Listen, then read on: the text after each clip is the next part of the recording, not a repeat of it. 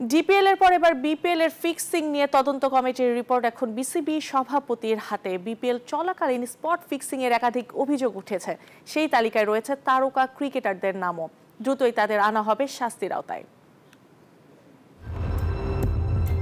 একজন তারকা ক্রিকেটারকে নিয়ে বিসিবির সাবেক এক পরিচালকের আক্ষেপ। বাংলাদেশ দলে দীর্ঘদিন ধরে এই ওপেনিংয়ে ব্যাটিং করেছেন সেই খেলোয়াড়, আপাতত জাতীয় দলের বাইরে। সেই ক্রিকেটারের ফিক্সিং এর কারণে নাকি আগেই নিষিদ্ধ হওয়া উচিত ছিল অভিমত তার। এমন অনেক অভিযোগই প্রতিনিয়ত আসে বোর্ড কর্তাদের কাছে, কিন্তু কখনো প্রমাণের অভাব, আবার কখনো সেটেলমেন্টের কারণে আলোর মুখ দেখে না বিসিবি। সে কারণে 3 সদস্যের তদন্ত কমিটির পাশাপাশি আইসিসিতে কাজ করা Alex martial, Gold's Gym across 30+ countries with over 700+ locations worldwide. Train anywhere, belong everywhere. কে উড়িয়ে এনেছেন। বিপিএল এর ফিক্সিং ইস্যুতে উঠে আসছেন এক সাবেক পরিচালকের নামও। তিনি আবার ডিপিএল এবং বিপিএল এর কোচের দায়িত্ব সামলিয়েছেন।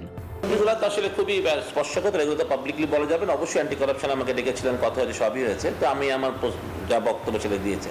এখন আলোচনা হওয়া কেন হয়েছে না হয়েছে, কেন কাকে ঢাকা জড়ালো, কি করলো, এগুলো আসলে যখন রিপোর্টটা আসবে বিসিবি থেকে তখন এটা মনে ক্লিয়ার হবে। আলোচিত সেই ক্রিকেটারের বিরুদ্ধে নিষেধাজ্ঞা কেবল সময়ের ব্যাপার। 2 থেকে 5 বছর পর্যন্ত সব ধরনের ক্রিকেট থেকে নিষিদ্ধ হতে পারেন। এছাড়াও কখনো জাতীয় দলে না খেলা এক পেস বোলিং অলরাউন্ডার, সিলেট টিমে খেলা একজন উঠতি বাঁহাতি স্পিনারও রয়েছেন সেই তালিকায়। শুভদেবনাথ, নিউজ 24, ঢাকা।